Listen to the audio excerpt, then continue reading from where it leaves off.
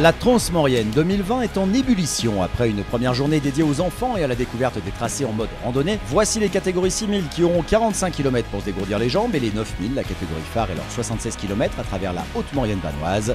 Cerise sur le gâteau, le championnat de France de VTT cross-country marathon partage le même tracé, 3200 mètres de dénivelé positif. Aujourd'hui, il y aura des femmes et des hommes sacrés champions de France sur les podiums. Pour les engagés de la Transmo, c'est le jour 1 sur 5.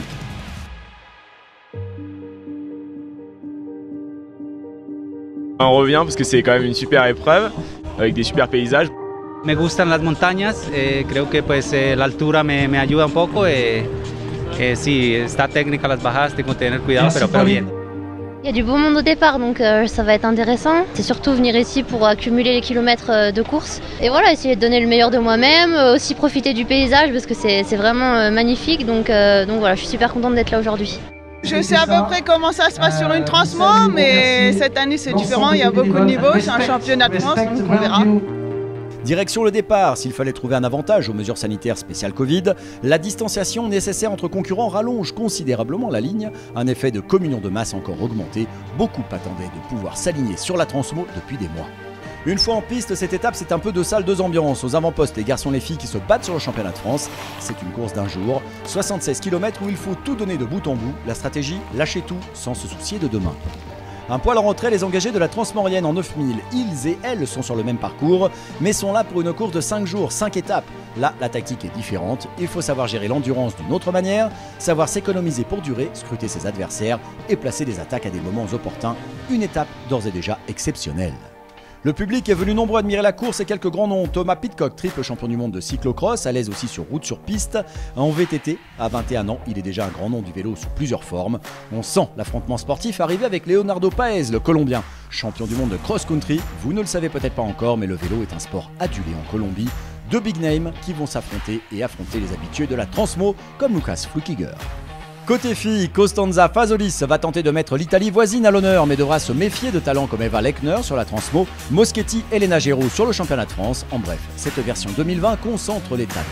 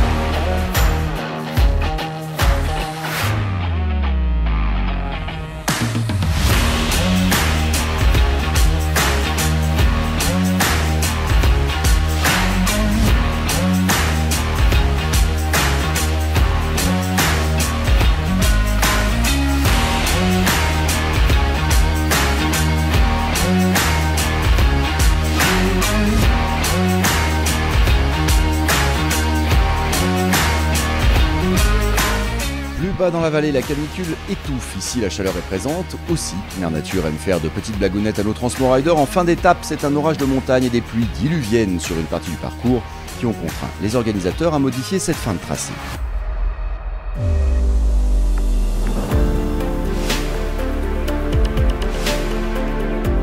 Le lac du Mont-Cenis, qui aurait vu Hannibal et ses éléphants venus de Carthage, est le lieu rêvé pour une randonnée VTT. Mais quand il s'agit de championnat de France, c'est à bloc que tout se passe. Hugo Drochou semble mener les débats autour du lac. Lena Giraud et Margot Moschetti mettent à mal la concurrence chez les femmes. Du beau monde va continuer de s'affronter sur la Transmaurienne. Première étape, premier classement général. Le Colombien Leonardo Paes prend le lead, suivi par la légende Thomas Pidcock. Lukas Flukiger, un expert de la Transmo, est troisième du général. Bien organizada, sí, no, la primera vez que estoy acá, me está gustando, unos paisajes muy bonitos. Le champion de France de VTT cross-country marathon est sacré aujourd'hui sur la Transmaurienne. Voici Hugo Drochou. C'est ma première participation à la Transmaurienne. J'ai fait plusieurs marathons et c'est vraiment la première fois que je me suis autant régalé avec les paysages et les parcours, enfin de magnifiques sentiers. La championne de France passe à son tour l'arche d'arrivée. Lena Giraud est sacrée à Val-Cenis. je suis partie assez vite. Moi, je le connaissais le parcours pas en entier, mais j'ai repéré certains bouts. Donc, je savais que voilà, ça allait être long, il y avait du dénive. Après, on est parti en même temps que les garçons, donc ça a pas mal aidé quand même. Du fait que voilà, on roule avec des groupes et tout, ça nous tire toujours un peu. J'ai jamais été vraiment seule à rouler. Donc, ouais, non, une belle édition. Vous avez aimé cette première étape et ces championnats de France en direct de la 32e Transmaurienne. Vous allez tomber en adoration sur la suite des événements. À demain.